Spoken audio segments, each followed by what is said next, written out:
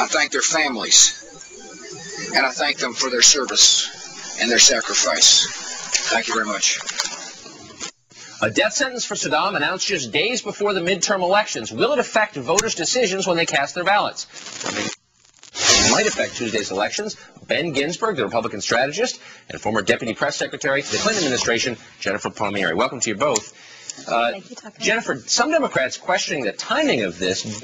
Are you one of them? Do you believe there is a conspiracy designed to use the Saddam verdict to help Republicans? I believe there are many conspiracies. I don't think this is one of them. I think frankly, it's too late to really impact the elections, I actually think. And this is contrary to what many Democrats are saying. But I think that if they were trying to influence the election with this decision, that it would have happened a week ago. But frankly, Sunday afternoon before the election is just too late. And it's also not that significant. I think that I don't think most Americans are going to be surprised that he was sentenced to death. I think that they'll think it's a positive development, but I think that they would respond better if it were insurgents that were being sentenced as opposed to just Saddam Hussein. Do you buy that, Ben? I mean, there does seem to be some truth in that. Jennifer's obviously speaking for the Democrats. On the other hand, Saddam is not the reviled figure that, say, Osama bin Laden is, and everyone expected him to get this sentence. Is it going to affect voters, do you think?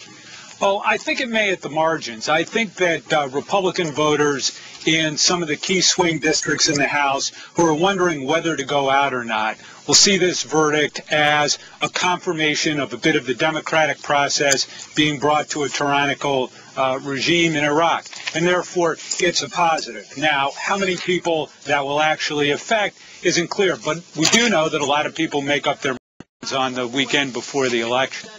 And so this would convince them of what, Ben? Well, I think people who may have been thinking of sitting home will now see this as a bit of a positive for the Bush administration and the whole process in Iraq, and therefore go out and vote when they might not have.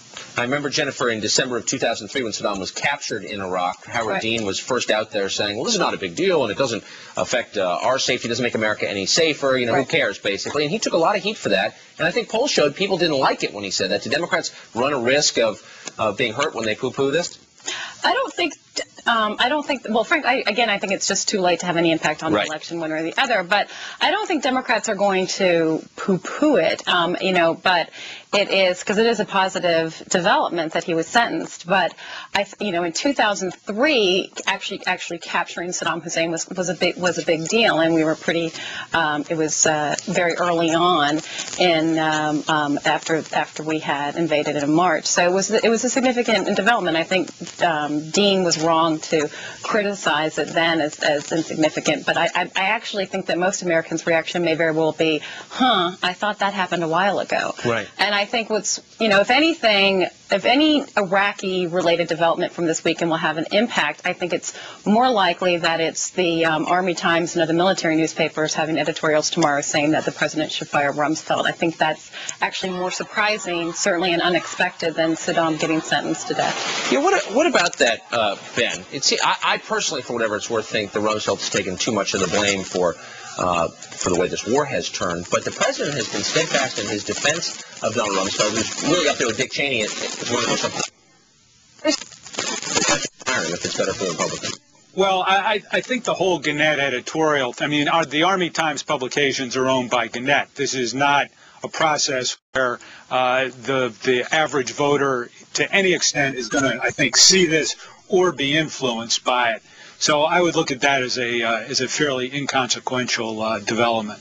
Except it's leading the news, except it led the Sunday shows this morning. I don't know that they actually read Army Times, but I think that they will hear about it. And it's certainly, I was raised in a military family, and I find it pretty striking that, they're not an arm of the Pentagon, but the fact that they would come out and say that Rumsfeld was significant. They used to be part of the Pentagon. They used to be military newspapers. Now they're owned by Gannett. Part of what Republicans like to see is the great left-wing media conspiracy. So I'm not sure that it's going to have much of an impact. Ben Ginsberg, Jennifer Palmieri, thank you both. Thank you, Tucker. Thanks, Tucker.